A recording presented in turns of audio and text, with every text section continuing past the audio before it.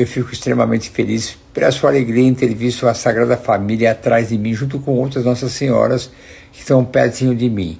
A arquiteta que cuida de alguns detalhes da clínica já falou que isso parecia um santuário, mas eu gosto e não fico sem elas. Do outro lado tem um centro da oração, ali na sala de espera, e já uma vez teve um acidente e caíram 2 Nossas Senhoras e 2 quebraram. E aí, o que eu poderia fazer com ela? Levar para a igreja, coisas desse tipo, eu fiz questão de restaurar. Mesmo que não tenha um valor financeiro muito grande, quando eu ganho uma Nossa Senhora, é que nem filha minha, coisa minha. Eu paguei a restauração para restaurar. Eu ganhei aquilo lá. Ela não pode ficar quebrada e não vou doar para ninguém, não.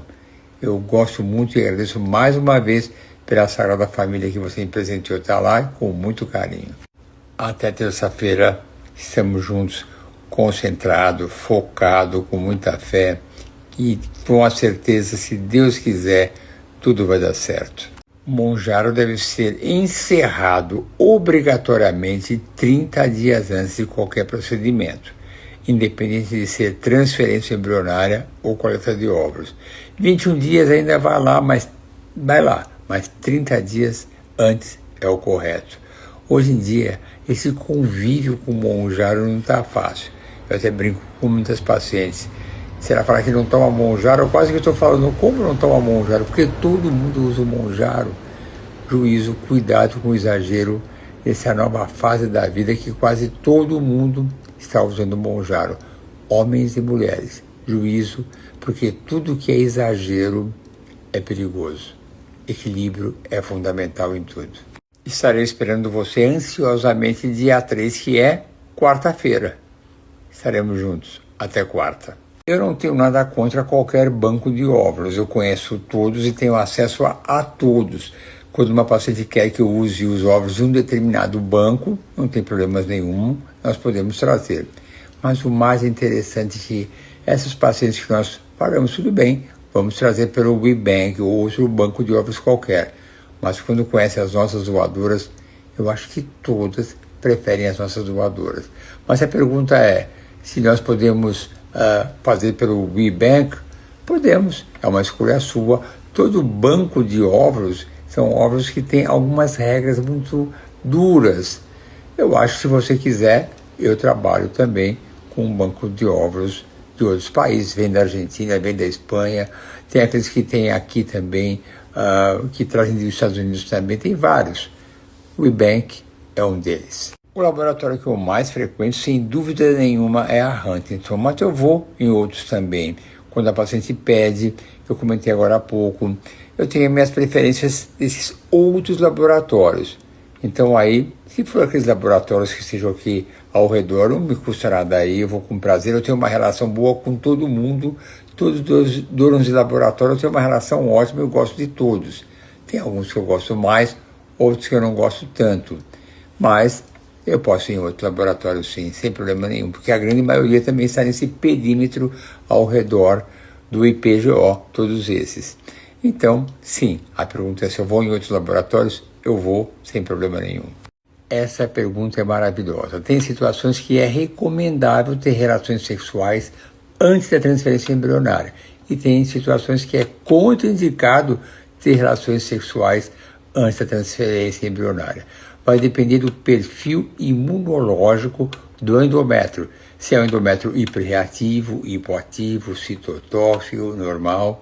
Isso é avaliado por pelo estudo imunohistoquímico, que eu avalio aqueles marcadores, CD56, 16, 63, 45, tudo isso eu avalio qual o padrão do endométrio. Aí eu posso recomendar o ato sexual ou contraindicar. Aí você virar no site sobre os tratamentos imunológicos em reprodução assistida, está bem específico quando é indicado e quando é contraindicado. A diferença da minifív com a FIV tradicional é que na minifív nós temos menos remédios, ela produz menos óvulos, terá menos embriões. Qual a indicação mais frequente quando a paciente tem baixíssima reserva ovariana? Que se eu der uma quantidade muito grande de hormônios, ou menor, ela vai ter o mesmo número de 2 ou 3 óvulos. Então, essa é a principal indicação. E aí entra uma pergunta anterior, se podemos fazer transferência em embriões de 3 dias. Essa é uma indicação. Quando eu uso mini-FIV, é muito frequente eu, com essa simulação pequena, ter 2 ou 3 óvulos, ela tem 1 ou 2 embriões, eu transfiro em D3 desde que as condições do endométrio, dosagens hormonais, sejam na sua plenitude total. Então, mini-FIV é para quem tem muito baixa reserva ovariana. Se eu der 300 unidades, produz 2 ou 3 óvulos. Se eu der 100 unidades, 2. Bem claro que doença da Hashimoto é uma doença da tireoide autoimune inflamatória que merece cuidados especiais. Não é uma contraindicação de transferência em ciclo natural, mas uma suplementação e cuidados específicos para avaliar os anticorpos da sua doença da Hashimoto e a sua parte inflamatória. Isso sim é fundamental. O IPJ não tem um banco de óvulos, mas temos as nossas reservas de óvulos congelados para as nossas receptoras. E lá trabalhamos há muito tempo com ovo-doação, ovo-recepção, e a Mariana, que trabalha comigo, uma enfermeira que trabalha junto há muitos anos, há 28 anos, ela já é uma pessoa conhecida pela sua maneira de lidar bem, saber escolher para os pacientes a melhor doadora. Somos nós médicos que avaliamos o potencial reprodutivo de cada paciente, se é jovem, feto, saudável, sua intelectualidade, avaliamos todas as doenças infecciosas, se pode ter algum problema, seu cariótipo, cromossomo, genética. Ela preenche um cadastro que ela se autodescreve, cor do cabelo, dos olhos, da pele, o seu trabalho, como é a sua família, alguma doença, todos os detalhes, dá uma fotinho de criança e seu tipo de sangue que tem que combinar com a receptora e com o marido dela. Liga lá para o IP. E para completar mais ainda, a transferência embrionária é um momento nobre, importantíssimo, fundamental, que exige dedicação, experiência e concentração do médico. E eu sempre faço, e repito aqui, que eu faço estereoscopia para todas as minhas pacientes, porque eu gosto de conhecer as dificuldades que podem ter nesse momento, e até indicar uma sedação caso haja uma dificuldade maior. Mas essa semana que passou, eu tive um outro caso que teve uma dificuldade inesperada. O catéter externo chegava na entrada do útero lá no fundo, mas não passava. E aí vem a vivência, estratégias específicas para situações diferentes. Eu coloquei o catéter só na boquinha da entrada do colo do útero e passei no meio e foi uma transferência linda, maravilhosa. A experiência faz isso, você sabe driblar situações difíceis pela sua vivência e repetir sempre o mesmo ato durante tanto tempo. Tenha fé que tudo vai dar certo. Essa é uma frase que poderia ter sido evitada para não causar um estresse com ela e com o marido também. Mas eu estava vendo com dificuldade, mas estava vendo e fiz a transferência. Eu conseguia ver direitinho, foi posicionado. E quando acabou a transferência, eu vi a localização, mas não estava brilhante para quem não... Porque estava com a bexiga vazia. E o marido ficou estressado. Nossa, como não deu para ver, já é a 4ª transferência, não aguentamos mais. Eu falei, calma, ficou bem posicionado. E o beta deu 192 a semana passada, uns 10 dias atrás. Então, o fato de não enxergar, um médico experiente enxerga e sabe colocar. Não despreze não, eu acho que vai dar tudo certo. Se não saiu o beta ainda, vai dar certo. Confie no seu médico que vai dar tudo certo. Aliás, há mais ou menos um mês e meio atrás, eu fui fazer uma transferência embrionária em um outro laboratório que não estou acostumado a ir. Não tenho um tipo de convivência ou relação de amizade com os donos desse laboratório. Mas a pedido dela, eu fui totalmente fora de mão, só aceitei para beneficiar um casal muito simpático, eu quis ajudá-los. Fui nesse dia e a transferência seria com sedação, porque ela tinha transferências sempre difíceis. Quando eu cheguei lá, cheguei atrasado porque era completamente fora de mão, com um trânsito difícil. O anestesista já me recebe com uma cara de maus amigos, de raiva porque eu estava atrasado, uma cara que estava irritado, não podia fazer nada. Para completar, quando colocou na sala, ultrassom de péssima qualidade, não dava para ver nada. E ainda estava com a bexiga vazia também. E ainda para piorar, a enfermeira, na hora que põe o ultrassom para me direcionar para a transferência, ela solta a frase, nossa, eu não estou conseguindo ver nada, não dá para ver nada. A sua dúvida é extremamente interessante. Você fez uma transferência embrionária, você dividiu a sua pergunta em 4 partes, mas você acha que o médico não colocou os embriões no lugar exato porque você estava de bexiga vazia. Bom, eu tenho que acreditar, embora nem saiba quem foi o seu médico, que deva ser um profissional experiente. O fato de fazer transferência embrionária com bexiga vazia, eu faço com a máxima tranquilidade. Eu já postei isso várias vezes. Quem tem experiência faz sim com a bexiga vazia. E aí é um detalhe muito pertinente seu. Eu não vou dizer para você como é que foi, como é que não foi. Quando a gente faz a transferência, mesmo as mais complexas, com muito cuidado, às vezes o embrião você vê andando com facilidade, às vezes você não enxerga tão bem, mas o médico experiente, ele sabe onde colocou. Eu não conheço o seu médico, mas eu vou acreditar que ele colocou no lugar certinho. E dá para fazer sem transferência com bexiga vazia. Que bom, Eugênia, eu estou falando o seu nome porque você escreveu aqui seu nome, que eu sou o Raikosi, não deu hidrosalpinge.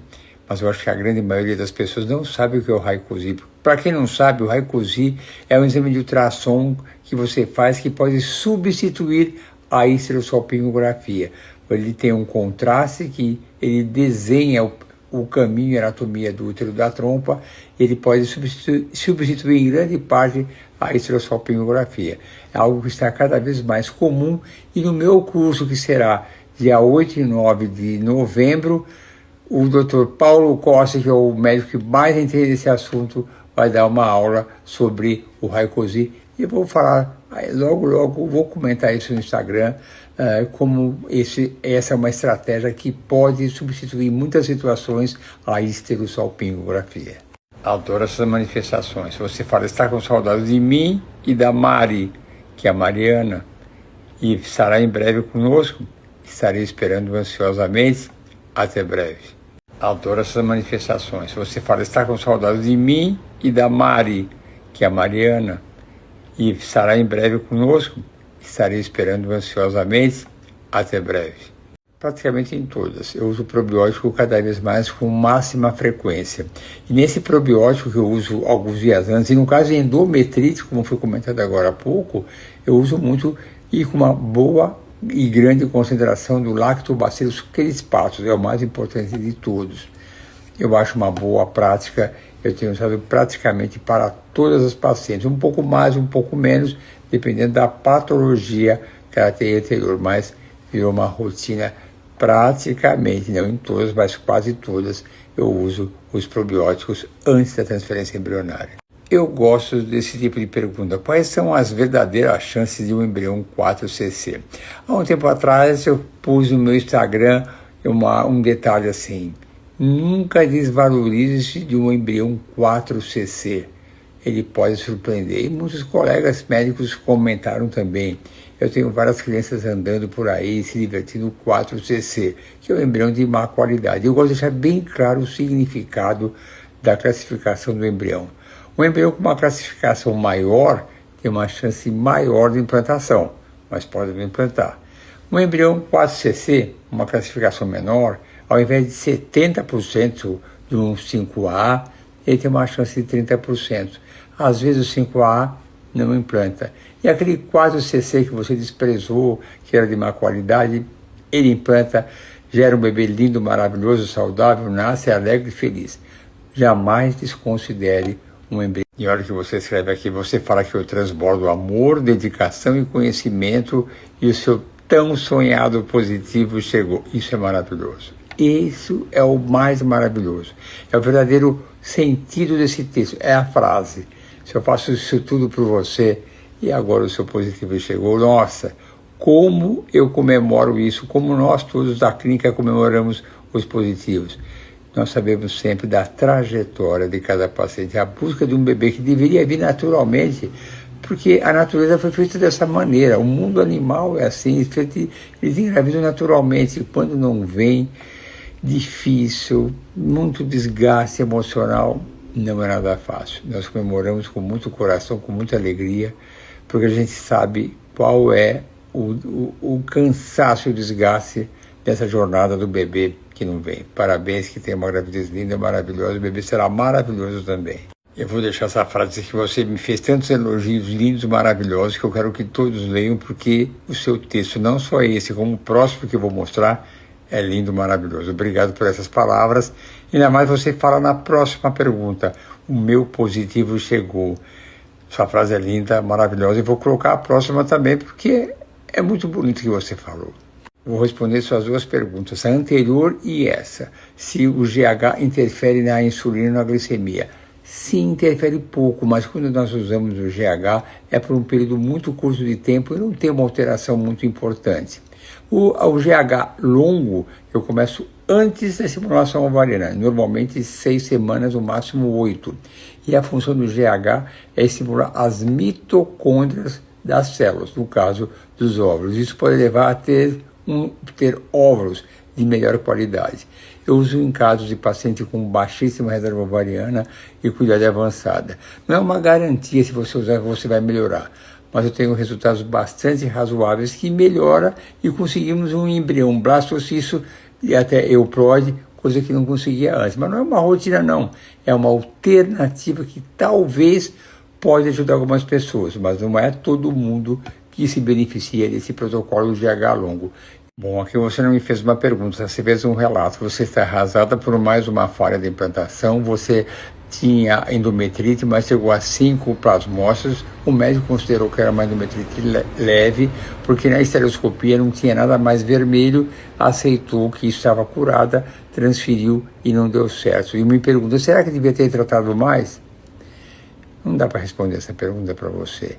Tem que ver todos os outros detalhes. A endometrite é um assunto controverso, às vezes não passa mesmo. Eu tenho meus tratamentos específicos que eu dou para essas endometrites resistentes aos antibióticos tradicionais, que todos dão a mesma coisa, doxiciclina, metronidazol, Rocefin, e não passa, e moxifloxacin.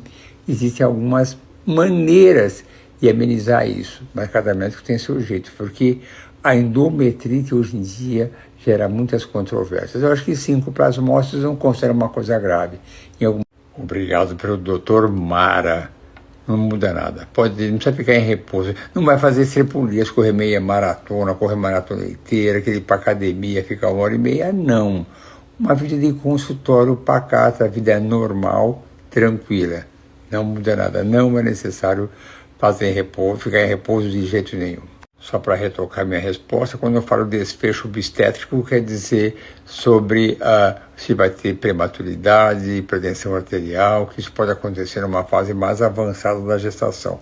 Esse é o detalhe que pode ser vantajoso, mas as taxas de sucesso de implantação de gravidez não mudam não.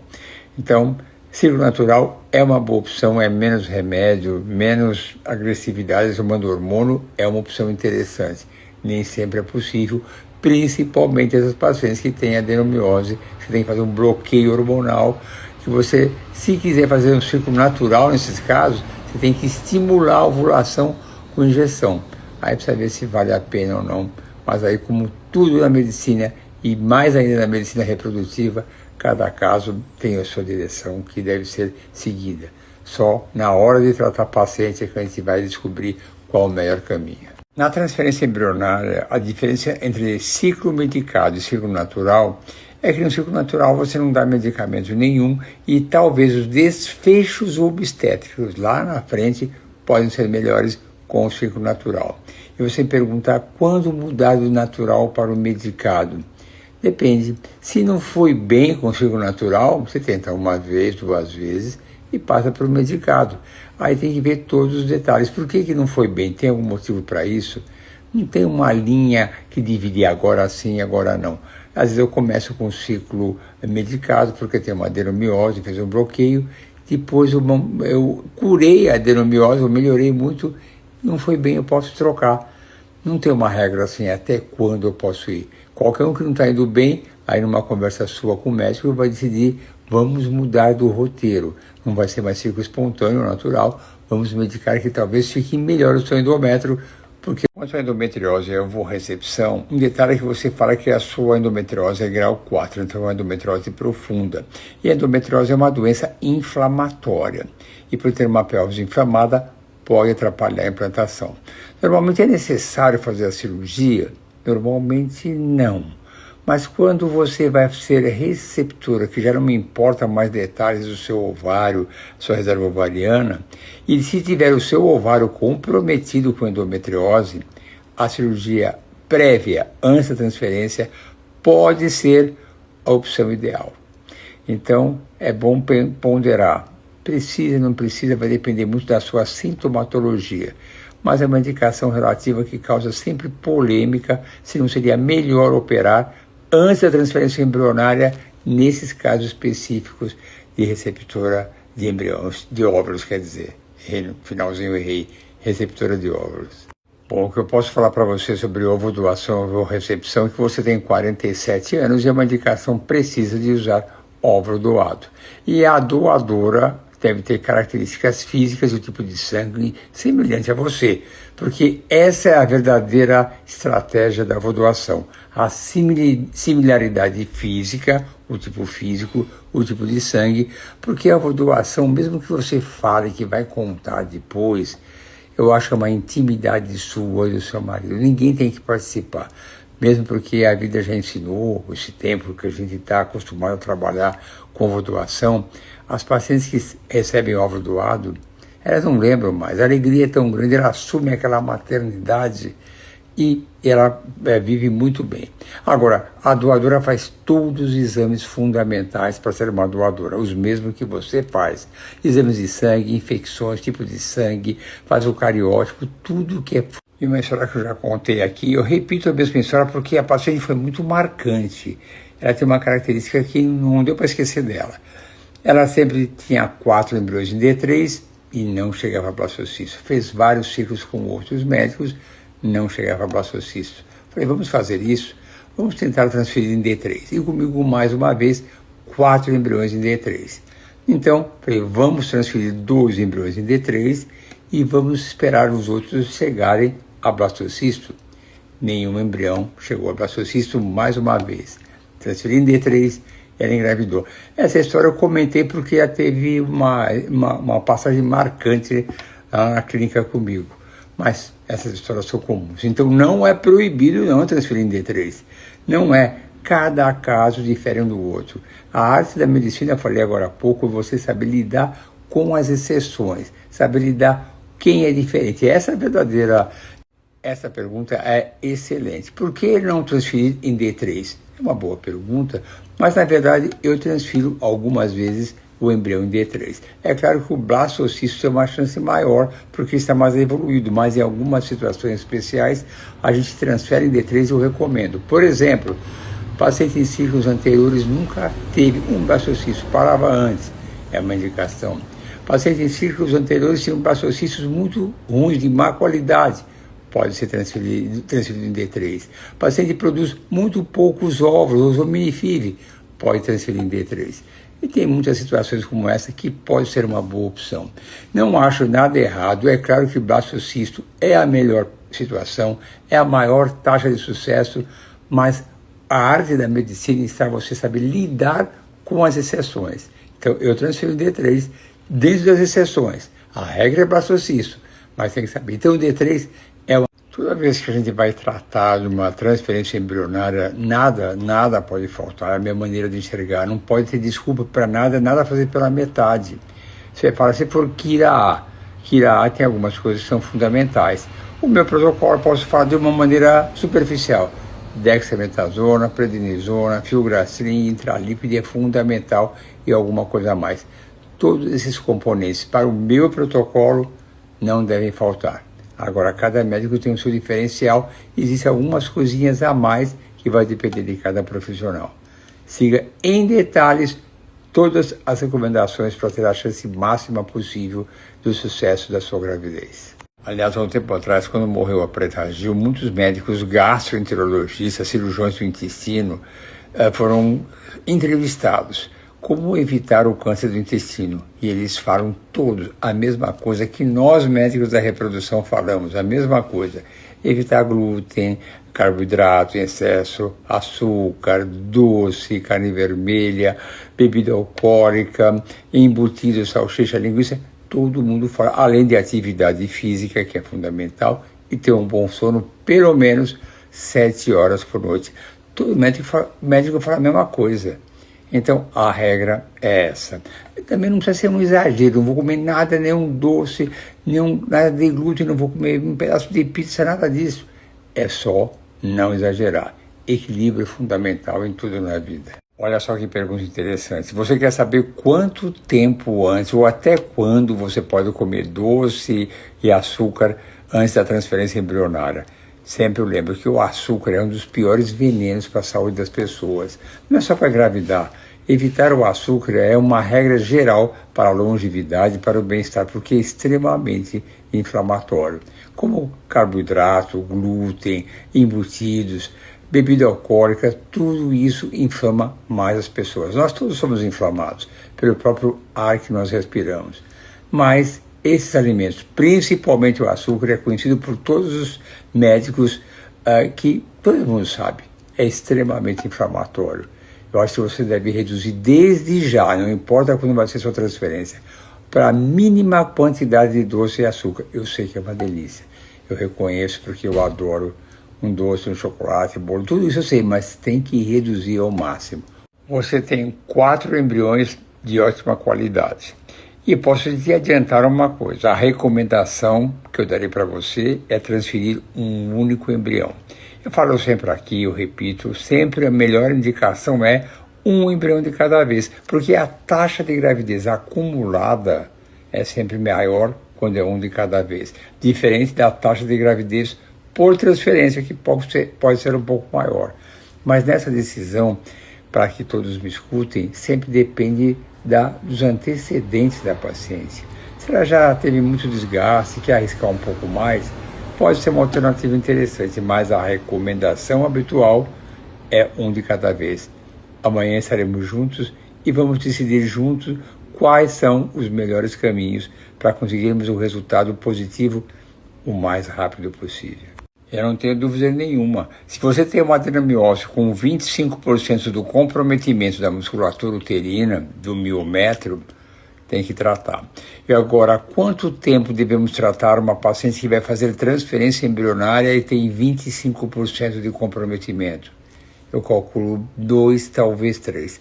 Aí é uma sutileza do médico que está te acompanhando. Eu acho que 2, talvez para 3, dependendo de alguns detalhes que eu particularmente vejo nas imagens. Mas a resposta é sim, tem que tratar. Se você quiser os melhores resultados quando tem adenomiose, o melhor caminho, sem dúvida nenhuma, é o bloqueio hormonal por um tempo limitado, dependendo do grau de comprometimento da sua musculatura uterina.